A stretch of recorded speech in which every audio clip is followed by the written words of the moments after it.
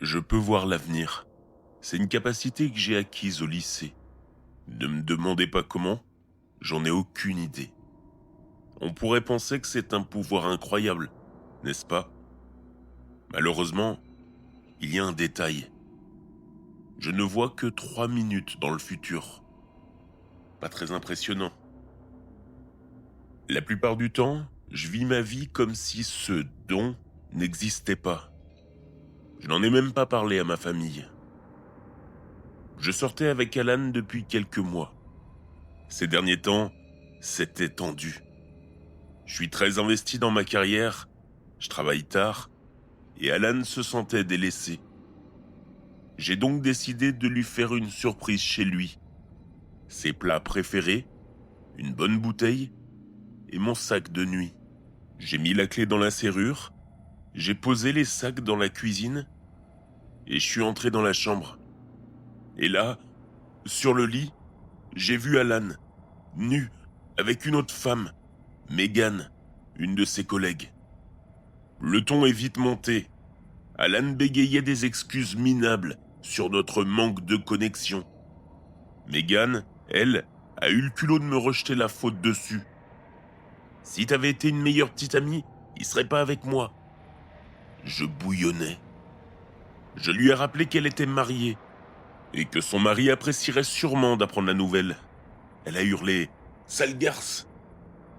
Soudain, j'ai ressenti une douleur fulgurante à la tête. En m'effondrant, j'ai vu Megan au-dessus de moi, une lourde poêle de cuisine à la main. J'ai vu une tache rouge s'étendre sous moi. Tout est devenu noir. Puis, un flash. Ma main est à nouveau sur la poignée de la porte d'Alan. Mon cœur est brisé, mais je suis vivante. Ma vision de 3 minutes vient de me sauver la vie. Je savais ce qui se passait derrière cette porte. Et je savais comment cela se terminerait. Par mon meurtre. Alors, j'ai fait demi-tour. Je suis parti sans ouvrir la porte. Il n'y avait aucune raison de rester. 3 semaines plus tard, j'ai accepté de rencontrer Alan dans un restaurant pour qu'il s'explique. La discussion a été désastreuse. Il a encore essayé de rejeter la faute sur moi. C'est parce que tu me traites mal que j'ai agi ainsi.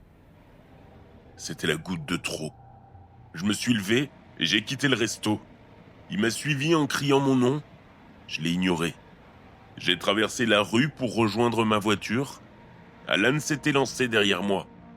Il était tellement déterminé à me rattraper qu'il n'a pas vu la flaque d'eau glacée sur le sol, ni le camion, qui venait de griller le feu rouge à toute allure. Plus tard, je me tenais sur le trottoir, répondant aux questions des policiers. Oui, c'était mon ex-petite amie. Non, je n'avais pas vu qu'il s'était élancé dans la rue. Ils ont conclu à un tragique accident. Un accident qui aurait pu être évité si le chauffeur avait été prudent, ou si Alan avait fait attention. Et ils avaient raison. Cela aurait pu être évité, si seulement quelqu'un l'avait vu venir.